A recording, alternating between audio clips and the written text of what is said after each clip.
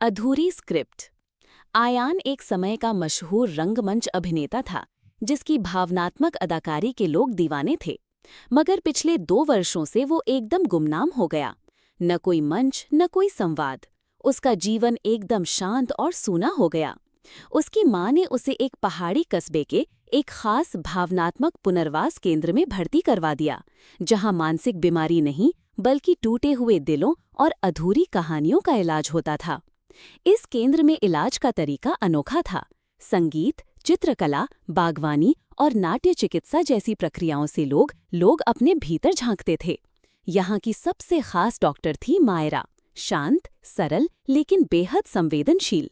उसका मानना था कि इंसान को ठीक करना नहीं, उसे समझना ज्यादा जरूरी है। आयान पूरे दिन चुप रहता, न किसी से बात करता, न किसी गतिविधि में शामिल होता। बस कभी-कभी वो उस खाली रंगमंच के एक कोने में बैठा रह जाता। मायरा ने उससे जुड़ने की कोई जबरदस्ती नहीं की। वो बस उसकी दिनचर्या में धीरे-धीरे शामिल होने लगी। कभी चाय का कप पास छोड़ जाती, कभी एक खाली डायरी उसकी टेबल पर रख देती। कुछ दिनों बाद आयान उस डायरी में अपने मन के संवाद लिखने लगा। कोई कहानी नहीं, बस बिखरे हुए संवाद, टूटे विचार। मायरा ने उन संवादों को पढ़ा और एक विचार आया, क्यों न आयान को अपनी ही जिंदगी को रंगमंच पर लाने का मौका दिया जाए। वो चाहती थी कि वो अपने दर्द को अभिनय के माध्यम से व्यक्त करे। आयान पहले तो इनकार करता रहा, मगर एक दिन मंच पर खड़ा होकर वो फूट फूट कर रो पड़ा। उसने वो सब कह दिया जो वो बरसों से अंदर दबाए बैठा था। अब उसकी आंखों में थोड़ी रोशनी लौटने लगी थी, मुस्कान भी दिखने लगी थी। उसे लगने लगा कि शायद मायरा ही उसकी अधूरी जिंदगी का नया अध्याय बन सकती है। मगर तभी एक दिन उसे सच्चाई पता चलती है। मायरा एक कैंसर पीड़ित है और उसके पास बहुत कम समय बचा है।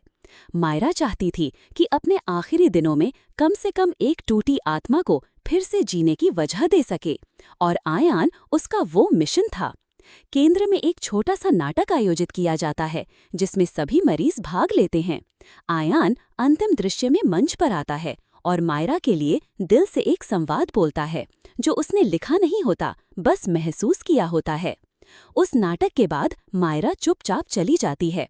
कोई विदाई नहीं, कोई अलविदा नहीं। आयान उसे फिर कभी नहीं देख पाता, मगर अब वो वही नहीं रहा। अब वो जिंदा है, पूरे अर्थों में। कहानी के अंत में आयान खुद एक भावनात्मक रंगमंच कार्यशाला शुरू करता है, उन लोगों के लिए जो बोल नहीं सकते मगर बहुत कुछ महसूस करते हैं।